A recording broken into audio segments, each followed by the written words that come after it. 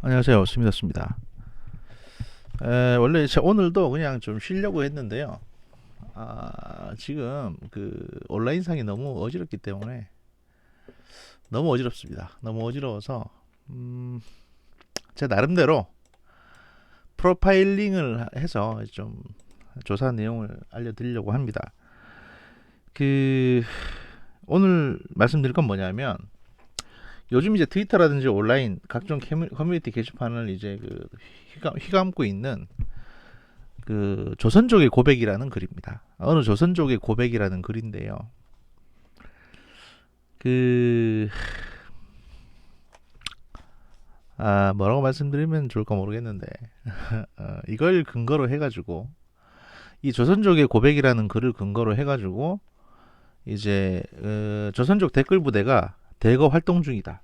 그리고 이제 선거에도 개입을 했고 뭐 그래서 이제 온라인 차원에도 개입을 하고 있고 그 다음에 뭐 무슨 저기 우모식인가 뭐 이게 온라인 사이트를 이렇게 테스트 한번 올리니까 활짝 놀라서 이제 빠져나가고 나는 개인입니다. 그러고 나한테 왜 이러냐 그러고 배신자 새끼 이러면서 뭐 그러더라. 그래서 각종 괴담이 지금 에, 그 각종 괴담이 그야말로 우한 코로나처럼 휘몰아치고 있습니다. 온라인상에.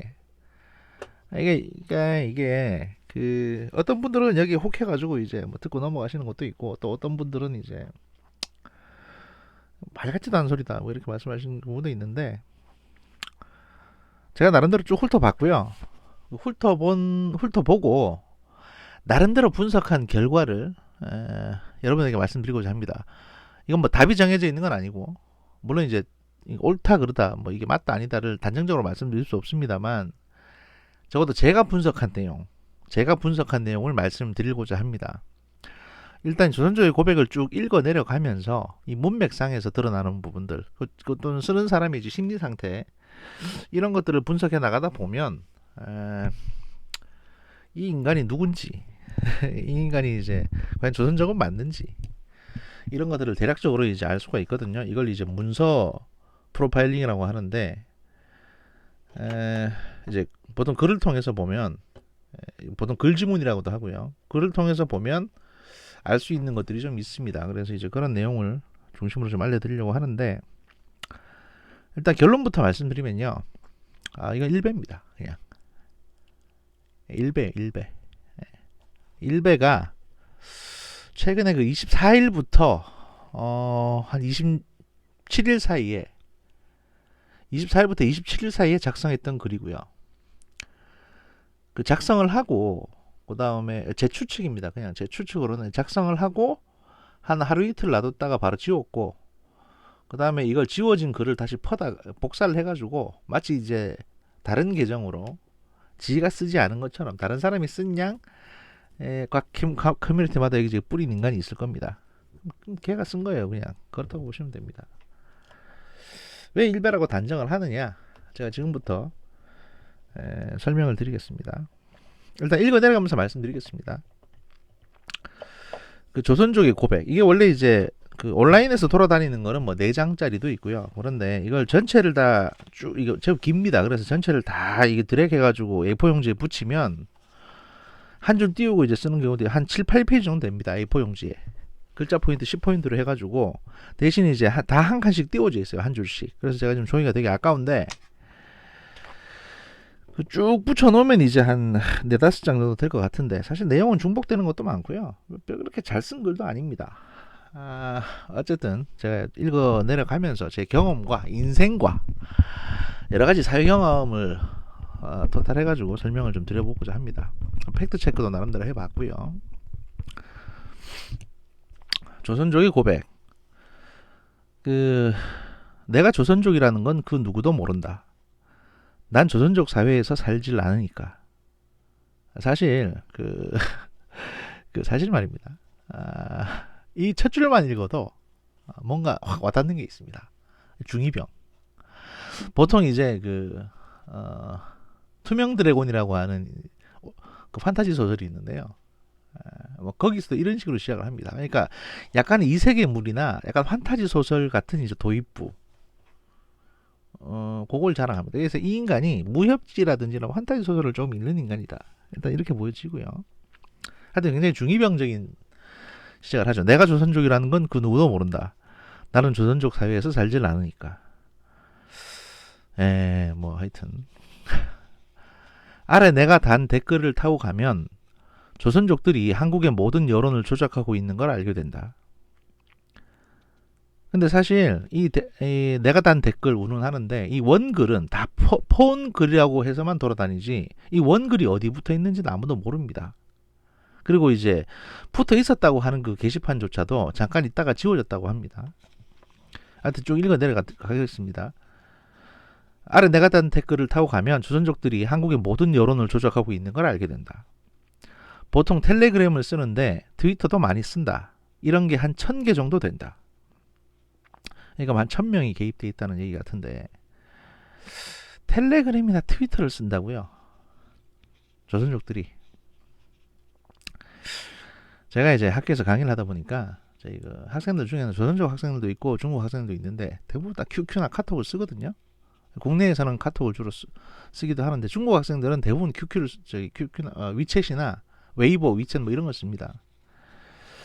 아무튼 그냥 비밀로 하려다가 진실을 모르고 평생 살아야 하는 한국인이 안쓰러워서 밝힌다. 한국인과 조선족은 또 별개로 두고 있죠. 이 양반은. 참고로 한국인은 전체의 15% 정도이고 거의 다 조선족이다. 이건 아마 이제 댓글 다는 인간들의 어떤 비율을 이 사람이 얘기하는 것 같습니다. 대다수가 한국에서 유학하고 있는 대학생들이다. 지난 대선과 지방선거 모두 우리 같은 조선족들이 이 일을 담당했다. 네이버의 베스트 댓글과 여성들 위주의 카페에 올라오는 댓글 모두 우리 손을 거친다. 근데 이게 이상한 게요. 여기서부터 이상한 부분이 있는데 아까 위에 보시면 한 1000개 정도 된다고 했지 않습니까? 그러면 이 업무에 가담하고 있는 어떤 인력이 한 1000명 정도, 그러니까 보수적으로 잡아서 이제 1000명 정도 된다고 봐야 되고, 그러면 이제 이 중에 한국인은 15%. 그러면 150명 빼면 나머지 850명이 그 조선족 유학생이라는 얘기거든요.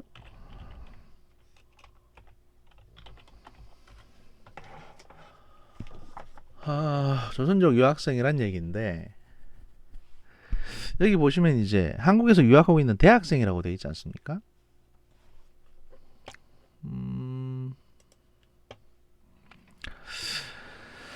과연 조선족 대학생들이 이 업무를 이만큼 들러붙어서 할 수 있는 게 인력적인 여건이 되냐? 일단 이것도 문제고요.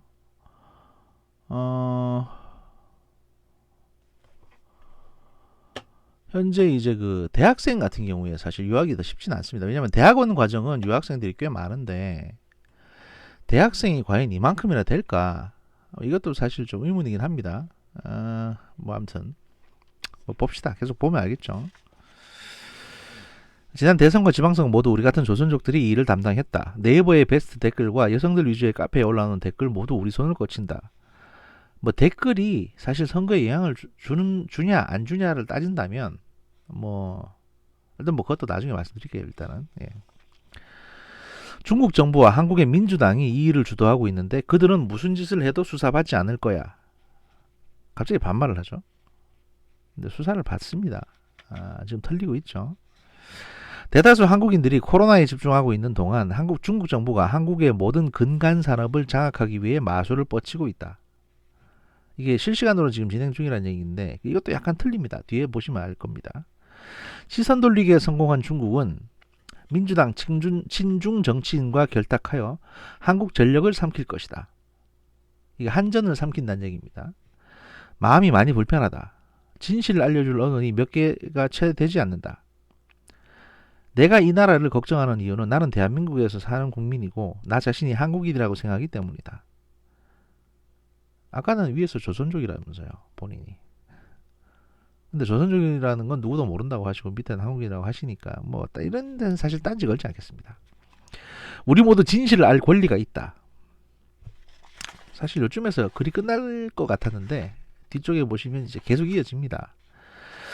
조선족도 문제지만 한국에서 유학생활을 하고 있는 한족 대학생들이 더 큰 문제다. 이들은 돈이 무지 많은 부자들인데 고의적으로 한국에서 유학 생활을 하고 있다. 내가 안타까운 건 아무리 내가 이런 말을 해도 음모라고 생각하고 무시하는 대다수의 한국인들의 정신상태임. 인데, 그러니까 뭐가 음모라는 거죠? 그러니까 한족 유학생들이 한국에서 유학생활을 하는 게 음모라는 겁니까? 아니면 이게 이해가 안 가지 않습니까? 이분은 조선족도 문제지만 한국에서 유학하고 있는 한족 대학생들이 더 큰 문제라고 말씀하셨는데, 왜냐하면 아까 말씀하신 것처럼 앞에서 이제 그 댓글 공작하는 건 전부 다 조선족이라고 하셨거든요.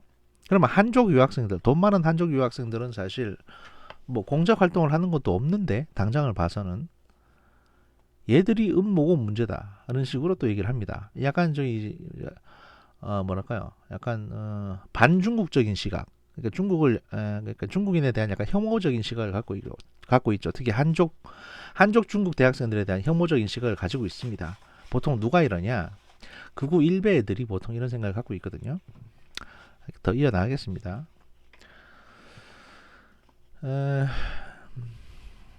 내가 안타까운 건 아무리 내가 이런 말을 해도 음모라고 생각하고 무시하는 대다수의 한국인들이 정신상태임이라고 합니다. 그 돈이 무지 많은 부자들인 이제 한족 유학생들이 고의적으로 한국에서 유학생활을 하고 있다는 건데, 이건 내막을 제가 좀 압니다. 왜냐하면 저희 그 제자들 중에도 이런 학생들이 있기 때문에.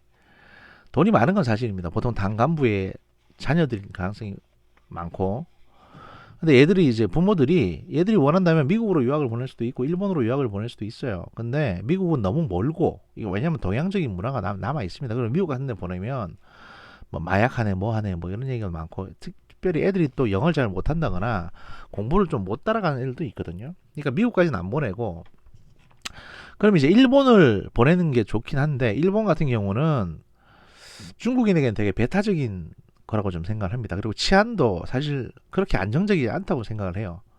그 중국 부모들이.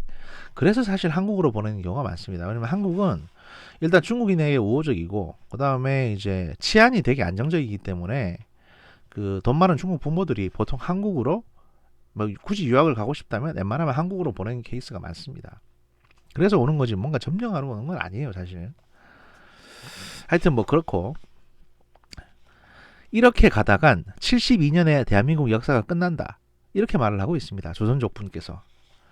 이 조선족 분께서 72년에 대한민국 역사라고 말씀하시거든요. 이 72년의 숫자가 중요한데, 72년의 대한민국 역사라고 말씀하시는 분들은요, 1948년이 건국절이라고 주장하는 분들입니다.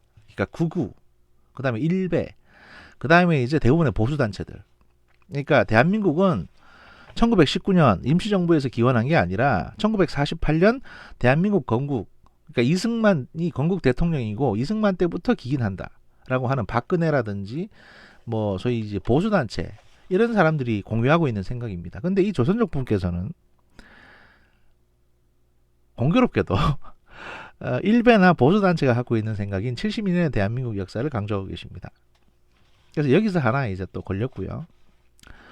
계속 이어 내려가겠습니다. 중국은 미국에 대립하기 위해 반드시 한국을 자기 속국으로 만들어야 한다. 한국이 적화되어야 미국 안보에 대응하기 쉽다. 중국 공산당 정부는 매우 똑똑하다. 한국을 내버려 두고 미국과 싸울 것 같아? 사실 말이죠. 제가 이걸 읽는 순간 무슨 생각이 들었냐면, 요즘 중학생들도 사실 이런 생각 안 하거든요. 중학생도 이런 생각 잘 안 해요. 왜냐면 이건 너무 저열하고 너무 올드한 마인드이기 때문에. 그렇기 때문에 이게 일베라면 적어도 50에서 나이 60 먹은 정도의 사람이다 라는 생각이 듭니다. 50에서 60 사이에 일베다.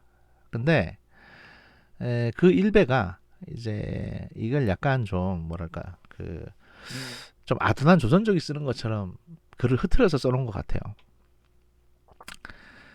적화라는 표현이 있죠. 사실 중국 공산당이 뭘 적화한다는 게 사실 쉽지는 않거든요. 왜냐면 지금 중국 공산당이 지들도 지금 돈을 주체 못해가지고 공산주의를 버리는 판인데 뭐 한국을 적화해서 미국에 대항을 해요. 사실 미국이나 한국 쪽에 기술 뽑아가지고 저기 최대한 어떤 물량 받아가지고 생산해서 돈을 많이 버는 게 중요하지. 무슨 미국 안보에 대항하기 쉽다. 근데 중국 공산당 정부는 매우 똑똑하다. 이거 마치 진짜 무슨 어디 뭐 번역 글도 하여튼 더럽게 못 썼어요. 근데 어쨌든 간에 예, 일단 술 한 잔 제끼고 한 나이 55세에서 60 사이에 일배분이 쓰였다고 생각하면 뭐 그럴 수도 있죠. 뭐 아무튼. 그리고 이제 디테일이 시작됩니다. 부산 미포항에 중국 제철소 건립. 그래서 이제 하나하나 뒤져보면 나오거든요. 이런 것들은. 근데 부산 미포항에 중국 제철소는 아무리 뒤져도 나오지 않습니다. 구글에서. 과연 이건 뭔가? 제가 찾아봤어요. 그랬더니 그 얼마 전에 그 이제 부산에 미음 산업단지라고 있습니다. 미음 산업단지. 그거는 미음 산업단지는요. 부산 광역시에 있긴 한데 미포항에서 정반대 방향. 그러니까 가덕도 부근에 있는 곳, 가덕도하고 비슷한 데 있는 곳이고 부산 미포항은 저기 해운대구 위쪽에 동백섬 부근, 5, 6도 위쪽에. 그러니까 거리로 따지면 거의 한 7, 80km? 뭐 그 정도 될 것 같아요. 가서 가운데 김해국제공항이 있으니까. 그래서 정반대에 있는 곳입니다. 부산에서 동쪽에 미포항이고 서쪽 끄트머리가 아마 이제 이 미음 산업단지인데 이 미음 산업단지 안에 중국의 이제 스테인리스 공장, 그냥 제철소가 아니고요. 중국의 스테인리스 가공 공장이 한번 들어올 뻔 했었거든요. 그 투자를 해서 뭐 들어오네 마네 이래가지고 한번 왕왕거렸던 게 있습니다. 왜냐하면 미흡 산업단지를 처음에 조성하고 나서 워낙 들어오는 업체들이 없다 보니까 이제 중국 쪽에서 들어오려고 했었고, 그래서 이제 들어왔다, 뭐 들어온다, 또는 뭐 파토날 것 같다, 뭐 이런 얘기들이 나돌았었습니다. 근데 이 미음 산업단지에 중국의 스테인리스 가공 공장 들어오는 거를 이 양반이 착각을 해서 미포항이라고 쓴 것 같습니다. 미포조선소라고 이제 들어본 것 같으니까. 그래서 미포항에 중국 제철소 건립이라고 쓰셨는데 사실 중국 제철소보다는요 한국 포철이나 현대제철에서 만드는 철강이 훨씬 더 경쟁력이 있습니다. 한국 내에서는. 왜냐하면 전기요금도 그렇고 여러 가지 그게 있어요. 근데 굳이 중국이 제철소를 한국에 들여가지고 뭐 어디다가 수출한다고. 인건비도 비싼데. 그러니까 일단 이거부터 일단 팩트가 틀렸고요. 두 번째, 전라 광양에 그 중국 알루미늄 공장 건립이라고 있습니다. 그러니까 전라도의 광양에 중국 알루미늄 공장 건립 사업이 있어서 지금 이제 들어왔습니다. 이게 들어왔는데 이게 뭐냐면 광양 경제 자유구역이라고 있습니다. 이게 이제 저희 제주처럼 그 뭐 여러 가지 국제적인 어떤 기업들을 많이 들여오는 그 산업단지를 조성을 했거든요. 여기에 그냥 알루미늄 가공 공장이 하나 이제 사업이 뭐 해서 들어오는 겁니다. 그러니까 광양 지역 전체를 아우르는 것도 아니고 그렇게 경쟁력이 강한 공장도 아닙니다. 그냥 들어오는 거예요, 그냥. 일단 이렇게 두 가지 말씀 주셨고, 그 다음에 전기차 전량이 중국산. 이것도 말이 안 되죠. 우리가 중국산 전기차를 지금 쓰고 있습니까? 예를 들어서 뭐 부품 같은 거는 중국산이 꽤 있을지 몰라도 국내에서 지금 전기차로 하면 프리우스, 그 다음에 현대에서 생산하는 다수의 전기 차량들, 그 다음에 이제 테슬라 거, 어디 중국산 전기차 들어보신 적 있으세요? 근데 이 양반은 전기차 전량이 중국산이라고 얘기합니다. 그리고 또 뭐라고 하냐? 심지어 한국 정부에서 중국산 전기차에 지원금도 주고 라고 얘기를 하십니다. 근데 이거는 팩트가 정면으로 틀렸습니다. 뭐가 틀렸냐면 현재 중국 정부에서 한국산 전기차와 한국산 전기차용 배터리에 중국 정부가 보조금을 주고 있습니다. 한국 정부가 중국산 전기차에 지원금을 주는 게 아닙니다. 그런데 이분은 이 팩트를 거꾸로 썼어요. 그 말은 뭐냐? 잘 모른다는 얘기죠. 내용을 잘 모르는 분입니다. 그냥 주워 들은 대로 쓰는 거예요. 그냥. 아마 이거 쓰기 전에 어디 극우 유튜버 하나 보셨겠지. 거기서 그냥 대충 읊어주는 거 거꾸로 쓰신 가능성이 높습니다. 그 다음에 이제 태양광 패널 내에 들어가는 이제 발전소자는 중국에서 들어오는 게 맞으니까. 그 다음에 세종시 스마트시티 중국 1대1로 뭐 이렇게 적으셨는데 요건 뒤에 가서 다시 제가 말씀을 드리겠습니다. 지금 이 모든 게 동시자발적으로 일어났는데 이게 우연이겠어? 라고 얘기를 했는데요. 아까 말씀드린 부산 미포항부터 전라 광양 뭐 세종 스마트시티 1대1로 이게 다 동시다발적으로 일어나는 건 아니고요. 2017년 16년부터 시작해가지고 최근까지 한 3, 4년에 거쳐가지고 이런저런 협약 맺고 뭐 진행되고 했던 것들입니다. 코로나 불자마자 시작된 게 아닙니다. 그다음 중국은 이번에 한국전력도 손에 넣는다 라고 썼습니다. 이 양반이. 그래서 제가 이걸 이제 24일에서 26일 사이에 쓴 게 아닌가 싶은데요. 왜냐하면 중국은 이번에 한국전력도 손에 넣는다고 돼 있는데, 이게 아마 이제 한국전력의 그 중국산 그 중국 전기선 제작 업체, 그러니까 전기 라인, 전기선을 만드는 이제 제작 업체들이 한국전력 이제 그 공사에 입찰할 수 있도록, 자재 입찰할 수 있도록 허락을 해준다라는 그 정부 방침이 이제 있었는데, 이거 보고 이런 말씀 하시는 것 같아요. 그래서 뭐 한전도 넘어가나 뭐 이런 얘기를 극우 언론에서는 얘기했었는데, 사실 이렇게 그런 내용들은 아니거든요. 그 다음에 중국이 한국전력에 대해서 그렇게 뭐 매력적인 기업이라고 보고 있는 것도 아니고, 지금 술찬 적자 보고 있는데, 탈원전선 때문에. 게다가 한국이 아무리 돈이 없어도요, 한국전력을 팔진 않습니다. 왜냐하면 한국전력의 지분은 거의 대부분 국가 소유입니다. 네, 국가 소유예요. 국가가 지분의 거의 대부분을 갖고 있습니다. 이걸 왜 팔아요? 중국에. 에너지 사업인데. 이게 없으면 우리가 수출도 못 하는데. 암튼 그렇습니다. 그래서 이제 한국은 지금 극한의 위기에 놓여져 있다. 안타깝지만 한국은 스스로를 돌볼 수 없다고 생각한다. 국민이 미개하고 선동이 쉽고, 그래서 조선족 댓글 부대에 의해 이리 우르르 쏠렸다, 저리 우르르 쏠린다. 미국이 이 모든 걸 방어하지 않으면 이 나라는 끝장이다. 지도에서 사라지는 거야. 미국이 사실 그 댓글 부대에 있어가지고 미국이 뭐 방어해주는 게 있나요? 그러니까 이분은 안보는 미국한테 맡겨야 된다. 안보는 미국이 짱, 이렇게 믿는 분입니다. 그러니까 일베라고 부르는 겁니다. 문재인 당선에 중국 공산당이 개입한 건 사실이다. 이것도 뒤에 얘기가 좀 더 구체적인 얘기가 나오거든요. 그때 말씀드리기로 하고, 당선시켜줬으니 중국 공산당에게도 뭔가를 줘야겠지. 여태 한국에서 벌어진 일련의 사건을 기억해라. 지금 다시 얘기합니다. 뭐냐, 부산 미포항 중국 제철소 건립. 이거 저기 그 뭐냐, 여기 미음산업단지라고 지명 틀리셨고요. 그 다음에 미포항에는 중국 제철소를 건립할 수가 없는 게요, 지금 부산이 미포항 지역을 이제 매립을 해가지고 여기 대규모 관광단지를 조성하려고 하고 있거든요. 관광단지 조성하려고 지금 사업하고 있는데 무슨 제철소가 들어옵니까 여기다가. 말 같지도 않은 소리고요. 그 다음에 전라남도 광양 중국 알루미늄 공장 기공식. 이건 뭐 작게 알루미늄 공장 하나 들어왔습니다. 그리고 이제 이분이 또 얘기하시는 게 강원도에 지어지는 차이나타운이라고 말씀하셨습니다. 강원도에 지어지는 차이나타운. 그러니까 이분이 지금 왜 이런 얘기를 하면, 여태 한국에서 벌어진 일련의 사건을 기억해라라고 하면서 말씀하시는 강원도에 지어진 차이나타운. 이게 충격적이지 않습니까? 이게 뭐냐? 제가 찾아봤어요. 강원도 차이나타운이라고 검색을 해보니까 이분이 쓴 내용은 그냥 없습니다. 그냥 강원도에 지어진 차이나타운 요것만 썼고, 추가적인 내용은 뭐냐, 120만 제곱미터에 이제 그 중국 문화단지를 만듭니다.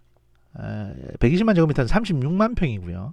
이 36만 평 부지에 이제 중국 전통거리, 그 다음에 소림사, 조그맣게 이제 절 하나 지어서 소림사라고 간판 붙이는 거고, 그 다음에 중국 전통 정원, 그 다음에 이제 한류 저기 뭐 영상 그 테마파크, 이런 것들을 이제 강원도에서 유치해가지고 좀 만들어 보려고 하는 겁니다. 그 옆에 골프장도 짓고 콘도도 만들고 하겠죠. 이게 이제 왜 그러냐 하면, 그 강원도가 이제 이걸 위해서 중국 쪽에 이제 그 부동산 투자 이민 제도를 이제 우리가 지원해 주겠다라고 했었거든요. 그러니까 이게 무슨 얘기냐면, 우리도 강원도도 이제 제주도처럼 중국 자본이 좀 많이 들어와서 관광 산업을 좀 활성화시키고 싶은데 돈이 없지 않습니까? 그러니까 이제 중국 쪽 사람들을 끌어들이고 싶은데, 문제는 뭐냐면, 그 제주도는 국제 자유도시가 됐으니까 중국 사람들이 자기 그 국적의 중국 국적이 아닌 사람들이 부동산 구입하는 게 제한이 없습니다. 근데 강원도는 아니잖아요. 아니다 보니 이제 이렇게 제안을 한 겁니다. 부동산 투자 이민. 그러니까 강원도 지역에 땅을 어느 정도 사가지고 투자를 하게 되면 이민 올 수 있게 허락을 해주겠다. 그러면 이 사람은 중국 사람이 아니라 강원도로 이민 온 중국이니까 중국계 한국인이 되는 거죠. 뭐 국적을 바꾸진 않겠지만 투자 이민이니까 뭐 자기가 원한다면 영주권이나 이제 국적을 얻을 수도 있고, 그 투자 이민을 지원하겠다는 겁니다. 그 중국 애들을 다 들어와서 막 뭐 뭉창뭉창 사는 게 아니고. 그리고 36만 평이라고 하면 되게 커 보이지만, 되게 커 보이죠. 근데 부평에 있는 미군 기지 규모가 36만 평이었고요. 또 상하이 모터쇼라고 있습니다. 상하이 모터쇼, 그 자동차 쇼인데 그 상하이 모터쇼 행사장이 36만 평이었습니다. 그러니까 36만 평은 사실 그렇게 큰 땅은 아니에요. 이런 식으로 또 보면. 그래서 이 강원도에 지어진 차이나타운 뭐 말씀하셨고, 이 조선족 분께서. 그 다음에 영종도와 송도에 중국 투기 자본 허락이라고 하셨는데, 사실 영종도하고 송도는 국제 자유도시처럼 운영을 하기 때문에 중국 투기 자본뿐만 아니라 어디 프랑스나 아프리카 투기 자본도 다 받습니다. 예. 그리고 그게 투기 자본인지 투자인지 뭐 알 것도 없고요.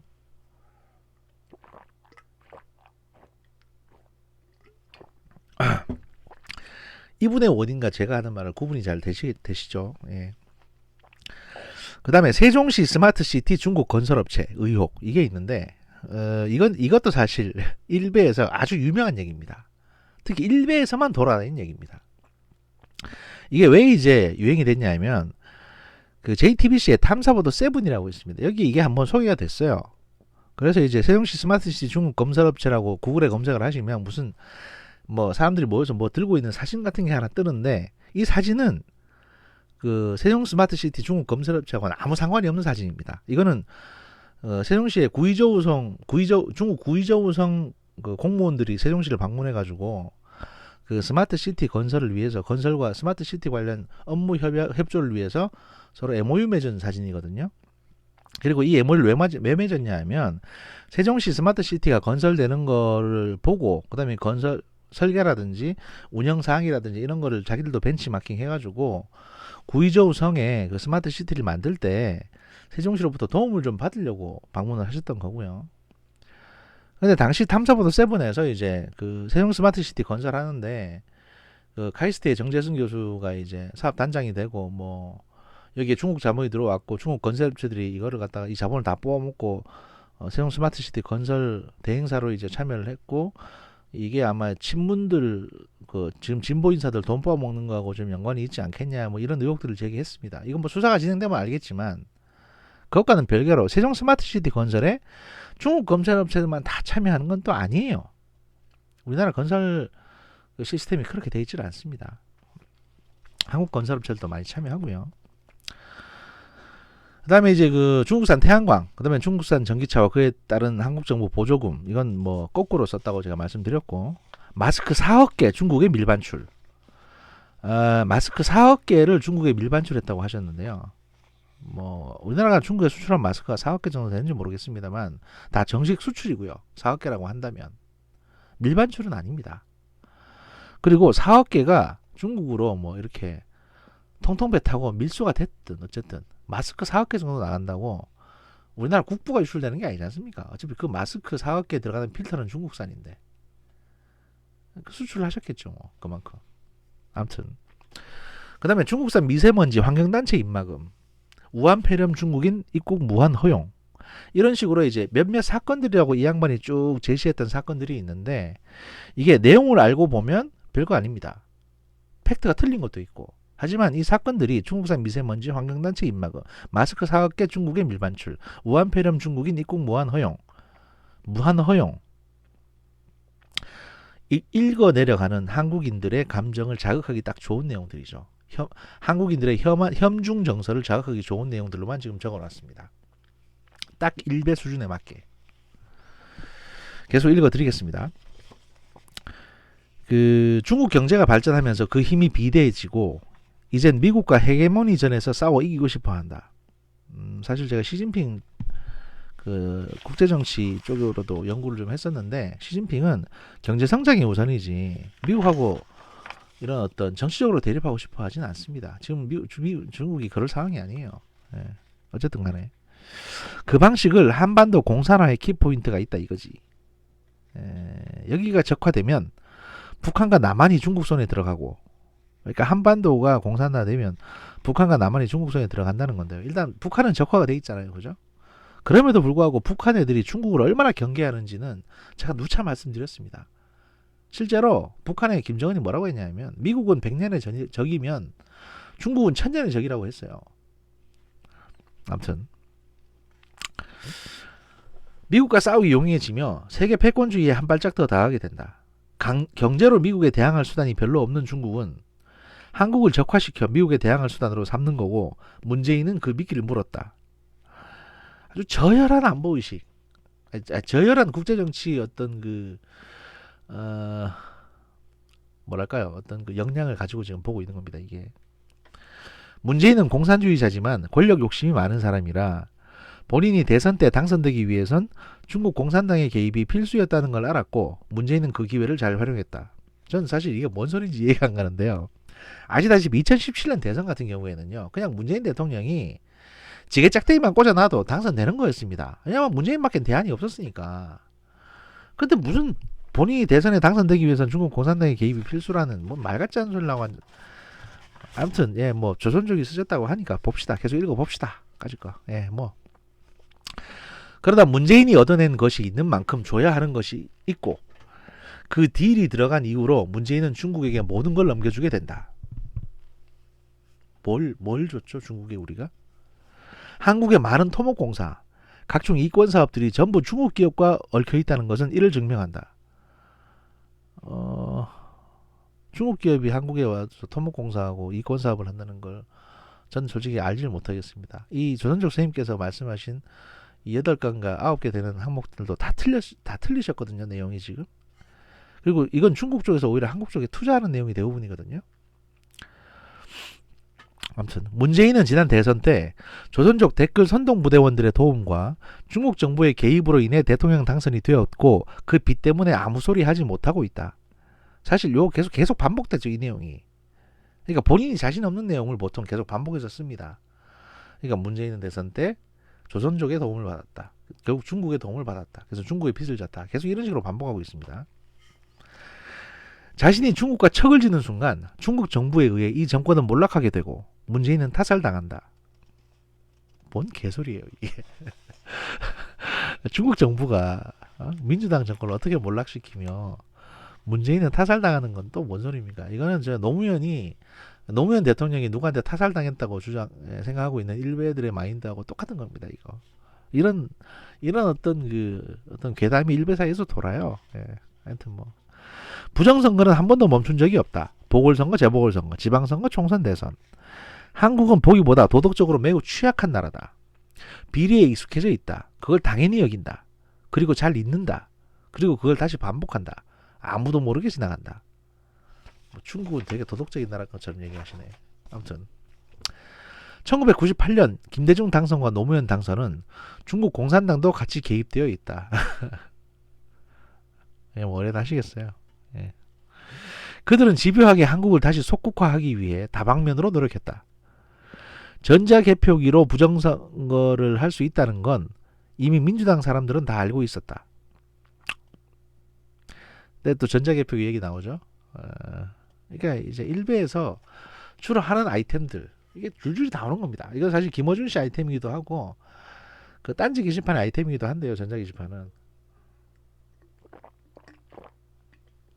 그 1998년 김대중 당선이라고 하셨는데요. 예, 뭐 아무튼 노무현 당선 일단 근데 전자개표기는 유감스럽게도 2002년부터 사용했습니다. 그러니까 1998년 김대중 대통령 때는 수개표했거든요. 그러니까 전자개표기 뭐 운운하지 마시고요. 그 다음에 그 전자개표기 같은 경우에 이제 2002년 6.13 지방선거부터 이제 전자개표 방식을 도입을 했었습니다. 그 어디까지 봤냐? 여기 그래. 전자개표기로 부정선거 할 수 있다는 건 이미 민주당 사람들은 다 알고 있었다. 중국 공산당도 알고 있다. 그래서 전자개표기를 만들었다. 조작할 수 있는 기기를 일부러 만들었다. 그리고 이게 편하다고 선동하기 시작한다. 그게 지금까지 이어져 내려오고 있다. 친중 정치인이 지금보다 그때가 훨씬 적었다. 그리고 중국 공산당이 스며들기에는 이명박, 박근혜 라인이 무적이었다. 갑자기 이명박, 박근혜 얘기를 합니다. 이명박, 박근혜 라인이 무적이었다는 식으로. 그래서 이명박, 박근혜 라인에는 중국 공산당이 스며들지 못했다고 얘기를 하는 겁니다. 이분의 인식을 좀 더 들어보겠습니다. 이명박은 짱깨 돈을 먹을 수가 없는 게 제가 이거 왜 일베새끼라고 얘기하자면요. 이 글쓴이가 글을 쓰다가 실수를 했어요. 조선족 아무리 본인이 조선족이라 하더라도요. 조선족은 중국 공산당을 짱깨라고 부르지 않습니다. 왜냐면 본인도 짱깨거든요. 근데 짱깨라고 쓰지 않습니까? 이거는 그냥 중국인을 멸시하는 표현이에요. 근데 쭉 쓰다 보니까 내가 보기에 이거 술 한 잔 걸치고 쓰신 것 같은데 쭉 쓰다 보니까 본인도 모르게 짱깨라는 단어가 나옵니다. 아까는 중국 공산당 돈이라고 해놓고서는 어쨌든 간에 이명박은 짱깨 돈을 먹을 수가 없는 게 그는 기업가여서 주사파 운동권과는 세상을 보는 방식이 다름. 돈을 벌어본 사람이라 사업수완이 좋고 손쉬운 짱깨 자본보다 직접 발로 뛰면서 돈을 버는 것에 익숙한 사람이다. 이명박 씨가 직접 발로 뛰면서 돈을 버셨나요? 손쉽게 돈 벌 수 있으면 그냥 중국 돈 받을 것 같은데.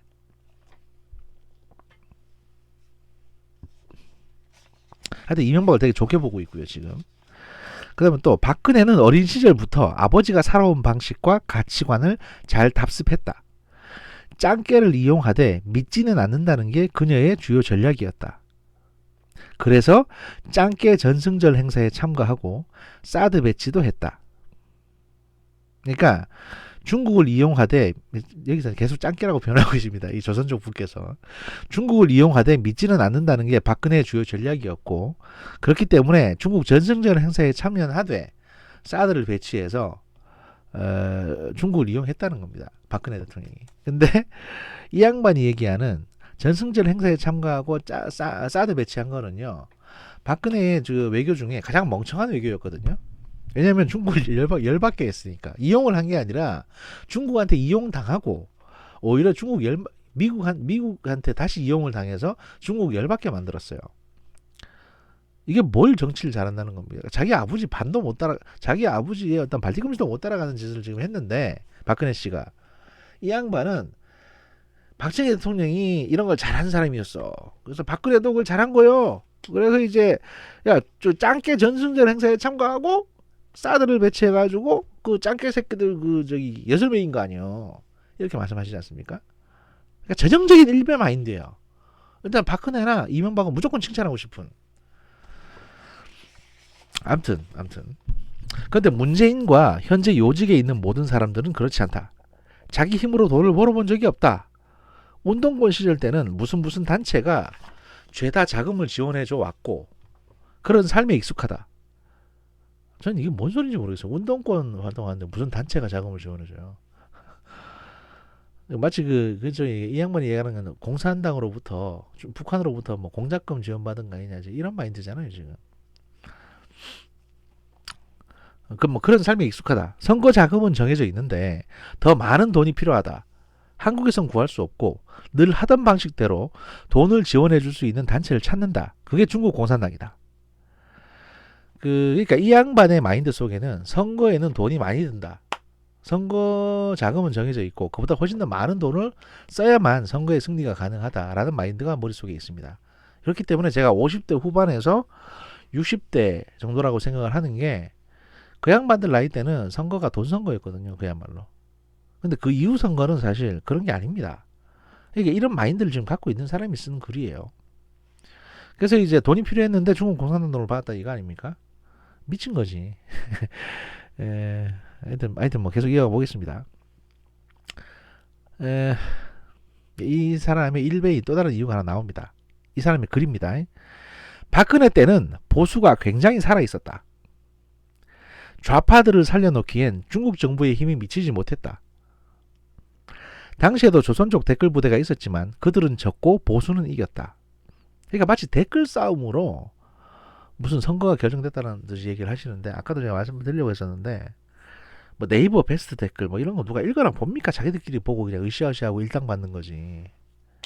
국정원 댓글도 마찬가지고요.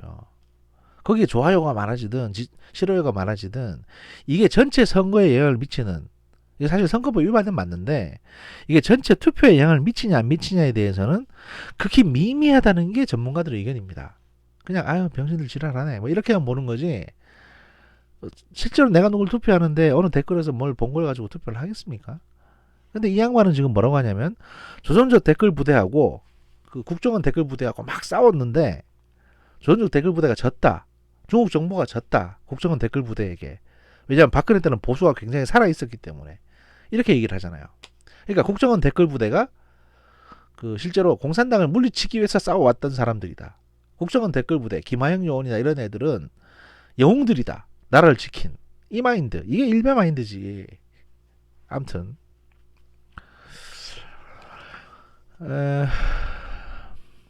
당시에도 조선족 댓글 부대가 있었지만 그들은 졌고 보수는 이겼다. 이렇게 얘기하고 그리고 나서 세월호 사건이 터졌다.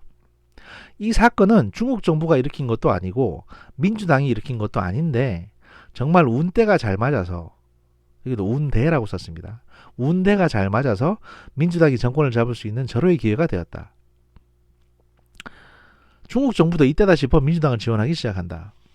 그게 2년이나 걸렸습니다. 뭐가 운대가 잘 맞아요? 운대가 잘 맞기는. 그리고 여기 보시면은요. 여기 보시면 저기 박근혜 때는 보수가 굉장히 살아있었다. 좌파들을 살려놓기엔 중국 정부의 힘이 미치지 못했다. 뭐 이런 얘기를 하는데 아까 노무현 김대중 노무현 때 중국 정부가 많이 도와주고 그때 왕성했다면서요. 근데 왜 또 갑자기 중국 정부의 힘이 확 줄어들고 왜냐면 중국 정부의 힘은 점점 커져 왔는데 중국의 경제력은 아무튼 중국 정부도 이때다 싶어 민주당을 지원하기 시작했다. 그리고 태블릿 조작 조선족 댓글이 주도하는 여론, 박근혜에 대한 실망을 느낀 한국인이 그 분출구를 조작된 여론에 몸을 내맡긴다. 조작된 태블릿 PC 사건, 판세는 기울어져 가고 그 막대가 선거 자금과 이건 이제 오타 같습니다. 막대한 선거 자금과 여론 조작, 적당한 전자개 표기 조작, 선동당한 국민들은 문재인을 당선시키고야 만다라고 돼 있습니다. 여기서 이제 태블릿 조작된 태블릿 PC 사건이라는 게 나오죠. 그래서 이것도 사실 일베에서 주로 도는 내용들이거든요. 태블릿 PC가 조작됐다는 내용들. 뭐 구체적인 내용은 어떻든 간에 제가 말씀드리고 싶은 이 조선족이 쓰셨다는 이 글 내에는 일베의 유명한 어떤 사건들에 대한 어떤 의견들, 주요 일베에서 다수설로 숭상되는 내용들이 다 들어가 있습니다. 이 안에.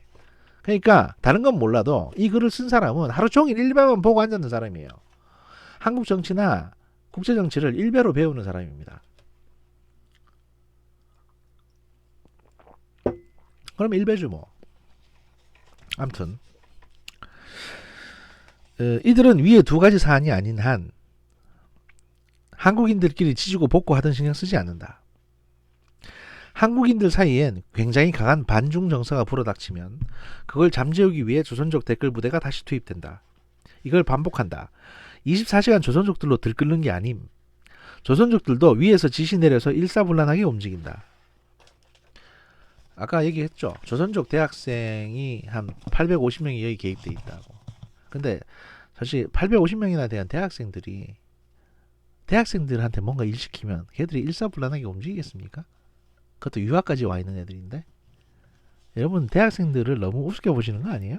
걔들 노는데 놀고 술 먹고 연애질 한다고 바쁜데 아무리 조선족이라 하더라도. 아무튼 필요한 인재풀을 적재적소에 배치하고 이쪽으로는 경력과 노하우가 많은 게 그들이다. 대학생들인데 유학원. 선동하여 바닥을 좀 다져 놓으면 거기엔 더 이상 조선족들이 머무를 필요가 없다. 한국인들이 잘 따라온다. 세뇌당하고 선동당한 한국인들은 그걸 다른 커뮤니티에도 퍼뜨린다. 일종의 온라인상 우한 폐렴 바이러스인 것이다.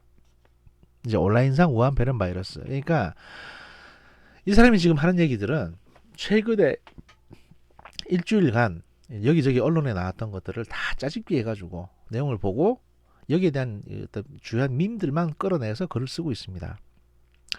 계속 읽어내려 드리겠습니다. 이게 조금밖에 안 남았습니다. 지루하실 텐데.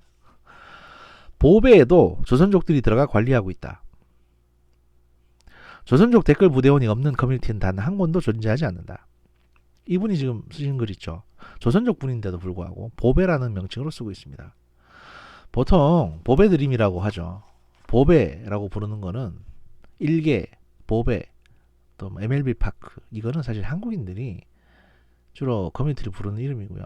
그것도 이제 일베라든지 또는 이쪽 계통의 커뮤니티 활동을 굉장히 많이 하는 사람들이 예, 저희 말해서 이제 줄여서 부르는 이름들입니다.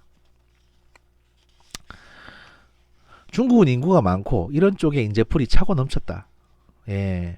근데 조선족 대학생들한테, 유학원 조선족 대학생들한테 시키신다고 아까 말씀하셨죠. 다만 그때그때 상황과 커뮤니티 흥망성쇠로 인해 버리고 다른 커뮤니티로 갈아탄다거나 뭐 SLR 클럽이 무너지고 다 딴지로 갔듯이 그런 거겠죠. 이런 게 반복될 뿐이다. 한국의 몰락은 중국 때문이다. 예, 지금부터 제가 읽어드리는 거 주목해서 들어보십시오. 한국의 몰락은 중국 때문이다. 한국인 스스로 내버려둬도 내부 분열로 통합되지 않는데 거기다 기름을 붓는 게 작금의 중국 공산당이다.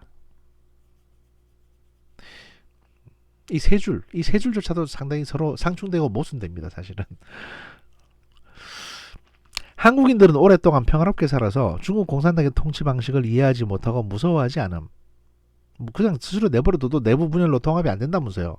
근데 지금은 왜 또 오랫동안 평화롭게 살았다고 얘기하는데, 아무튼 뭘 그리고 오랫동안 평화롭게 살아요. 맨날 쳐들어와놓고 저는. 어쨌든 간에 중국 공산당의 통치 방식을 이해하지 못하고 무서워하지 않음. 그들이 얼마나 비열하고 잔인한지 모른다. 한국 여자들이 국익과 안보에 대한 개념이 부족한 것도 전쟁 없이 자란 세대들이라서 그렇다. 여기서 여염이 드러납니다.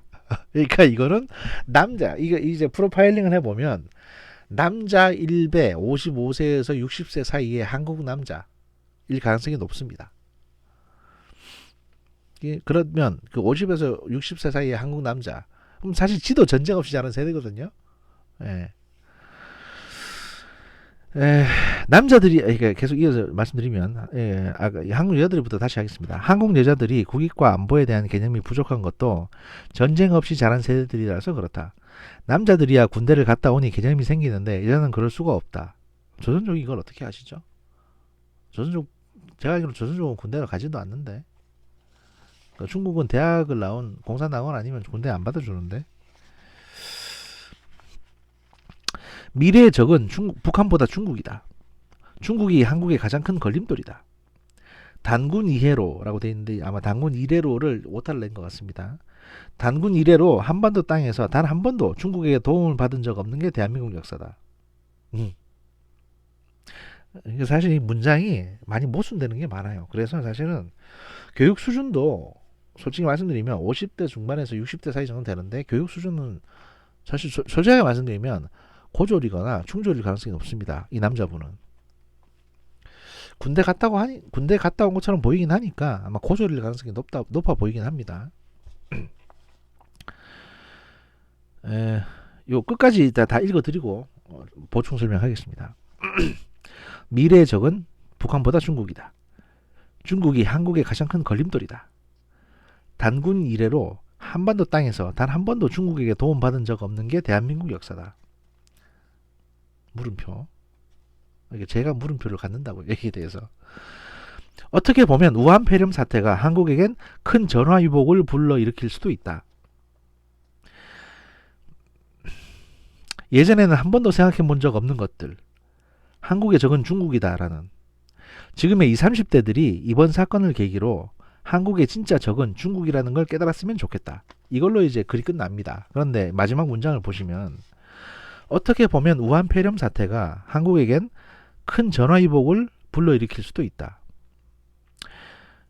이건 전화위복 뒤에는 이런 불러일으킬 수도 있다라는 문장이 원래 오는 게 아닙니다. 전화위복이 된다. 보통 이렇게 쓰죠. 전화위복이라는 말은 어떤 화를 당했다가 그게 다시 이제 나중에 복이 된다는 얘기인데, 그 복이 된다는 결정적인 상황을 설명하는 거지 뭔가 불러일으키는 게 아니거든요. 그러니까 일단은 교육 수준이 좀 낮습니다. 대학 졸업은 아니고요. 일단은 고졸일 가능성이 높은데 아마 공고나 뭐 고등학교 중퇴했을 가능성은 높고요. 그 다음에 지금의 20, 30대들이 이번 사건을 계기로 운운하는 걸 보면 50대에서 60대 정도 되는 남자, 아까 여자들 멸시하는 거 봐서도 남자, 군대는 갔다 왔을 수도 있고 아니면 군대에 대한 로망이 있는 것처럼 보일 수도 있습니다. 남자들이야 군대를 갔다 오니 개념이 생기는데 라고 하는 걸 보면 본인도 군대를 안 갔을 가능성이 높아요. 근데 언어 사용하는 걸 보면 고등학교 중퇴거나 아니면 고등학교 중퇴라도 이제 옛날에는 군대를 가긴 갔거든요. 오래전에. 중졸이면 군대 가지 않았을 겁니다. 그러니까 그 정도 교육 수준, 그렇게 높은 교육 수준 아닌 걸로 보이고. 결론적으로 말씀드리면 이분은 조선족이 아닙니다. 일베고요. 한국 사람입니다. 왜냐하면 짱깨라는 명칭, 그 다음에 일베에서 통용되는 여러 가지 밈들, 그 다음에 뭐 노무현 대통령이 뭐 타살당했다, 또는 뭐 그 문재인 대통령도 중국한테 타살당할지도 모른다. 그 다음에 뭐 무슨 박근혜 때는 보수가 살아 있었다. 박정희의 용인술에 대해서 기억하는 부분들, 전자개표기에 대한 불신, 이런 것들 쭉 여기에 이 글 전체에 보여지는 어떤 불안과 불신감들에 관한 내용들을 쭉 보면 이 양반은 일베를 주로 드나들면서 공부를 하시는 50대 후반에서 60대 중후반 사이의 남성이고, 한국 사람이고요. 고등학교 중퇴 내지는 중졸 지적 수준을 가지고 계신 분이고, 뭐 대학을 나오셨더라도 원래 뭐 사회생활이 좀 잘 안 풀리고 술 많이 쳐드시고 이러면 머리 나빠지는 건 마찬가지니까. 그 다음에 최근에 이제 주로 그 뉴스를 뭐 유튜브라든지 뭐 극우 언론을 주로 참고해서 뉴스를 보시는 것 같습니다. 그리고 부산 쪽 사람은 아닌 걸로 보여집니다. 부산 지리를 전혀 모르고 계시거든요. 아까 말씀드린 것처럼 미포가 어디 있는지도 모르고. 그러니까 부산 쪽 분은 아니시고, 그러면 충청도나 아마 이제 그 경상북도 쪽 분일 가능성이 높고요. 대구 쪽이라든지 뭐. 예, 이런 몇몇 팩트들을 뒤져서 나름 프로파일링을 해보면 그 정도 나이대에 그 정도 그냥 계절시 또는 태극기 부대 정도 됩니다. 하지만 나름대로 똑똑한 부분이 있어가지고 글을 그렇게 썼다가 이걸 지워버리고 요걸 이제 캡처를 떠가지고 자기 나름대로 펌해서 내가 이걸 퍼왔는데 조선족이 이러더라 라고 이제 글을 돌리고 있습니다. 그리고 똑같은 지금 실시간으로 이제 뭐 대통령 그 탄핵 뭐 하야하라, 뭐 문재인 대통령 물러나시라고 하는, 또 탄핵을 원합니다라고 하는. 그런데 이제 중국 쪽 트래픽 얘기가 나오는데, 쪼각쪼각 나 있는 것들, 그 게시물 보셨는지 모르겠는데 중국 쪽에서 중국발 트래픽이 늘고 있다. 그리고 카톡으로 이런 거 글 좀 달아달라라는 카톡 응원 문자 메시지가 돌고 있다. 근데 그 두 개만 놓고 보면 이해가 안 되잖아요. 첫 번째, 중국 애들이 왜 카톡을 쓰지? 아까 여기 조선족 운운했던 애들도 뭐 텔레그램 운운하지 카톡 얘기는 없거든요. 근데 중국 애들이 왜 카톡을 쓰냐고요. 왜, 그럼 어떤 분은 이런 말씀 할 수 있습니다. 어제도 그런 말씀 하시던데, 아니 국내에 들어와 있는 조선족들이 카톡을 써서 저런 연락을 주고받는 거 아니냐라고 말씀하셨습니다. 그럼 국내 트래픽이 늘어야지 왜 트래픽은 중국에서 들어옵니까? 그 중국발 트래픽이 늘다고 하셨잖아요. 그럼 중국에서 뭔가 온라인 작업을 하기 때문에 트래픽이 늘어나는 걸 말하는 거거든요. 그럼 카톡을 국내에서 쓰고 있으면 국내 트래픽이 늘어야 되는 겁니다. 그러니까 아까도 여기 이 조선족의 고백에서도 보면 국내에 들어와 있는, 그러니까 한국에 유학 중인 조선족 학생들이 뭘 한다고 하잖아요. 그러니까 이 근거들을, 이게 맞다는 근거에서 봐도 중국 쪽에서 트래픽이 는다는 게 말이 안 되는 겁니다. 어떤 분들은 그런 얘기를 하세요. 그 VPN을 이용해 가지고 중국 쪽으로 우회해서 들어올 수도 있다. 아니 왜 굳이 그렇게 해야 되는데요? 그러면 중국에서 들어오는 게 티가 나잖아요. 차라리 국내 조선족이 하는 것 같으면 국내 PC방이나 국내 통신망으로 그냥 하는 게 맞죠. 왜 굳이 중국발 트래픽이 들어야 됩니까? 그게 이해가 안 되지 않습니까? 그리고 중국에서 무슨 댓글 작업을 해가지고 한국 쪽으로 보내는 거라면 위챗이나 웨이보, 뭐 웨이보인가, 뭐 QQ인가 이런 걸로 서로 통신을 하지, 중국에서는 통신도 잘 안 되는 카톡을 왜 씁니까? 그러니까 제가 드리고 싶은 말씀은 뭐냐면요. 그리고 김격쿨 얘기가 있는데, 김격쿨 같은 경우는 그 30대 여성이고요. 제가 아는 바로는 30대 여성이고, 경기도 지역에, 경기 북부인지 남부인지 모르겠지만 경기 지역의 민주당 권리당원이고, 전국 대의원 중에 하나일 가능성이 높습니다. 왜냐면 그 대의원 행사에 참석했다 뭐 이런 소소한 생활 이야기 같은 것도 꽤 많이 올렸고요. 얘는 조선족이 아닙니다. 그런데 왜 이제 돌아다니면서 그 우머식인가 뭐 중국 테스트 사이트가 있는데, 이게 반중국 사이트가 있는데 이걸 연계시키면 이 계정 날아간다고 이제 뭐 이러지 말라고 이거 공격해 달라고 하냐 하면, 그 계정을 연동시켜 놓으면 이게 중국 쪽에 황금방패하는 애들이 달라붙어 가지고 그 계정을 날리기 때문에 얘는 그걸 알아봐요. 그래서 이제 이걸 하지 못하게 하는 거지. 얘가 조선족이라서 그러는 게 아닌 걸로 보여집니다. 제가 보기에는. 그러니까 지네가 이렇게 계정을 가지고 작업을 하고 있는데 그 중국 옹호하는 계정을 그 저 사이트를 링크 시켜 놓으면 중국 쪽에 진짜 황금방패, 중국 쪽에 이제 중국 공안이 운영하는 걔들이 달라붙어 가지고 이 계정을 폭파시켜 버리니까 그럼 계정이 날아가잖아요, 그냥.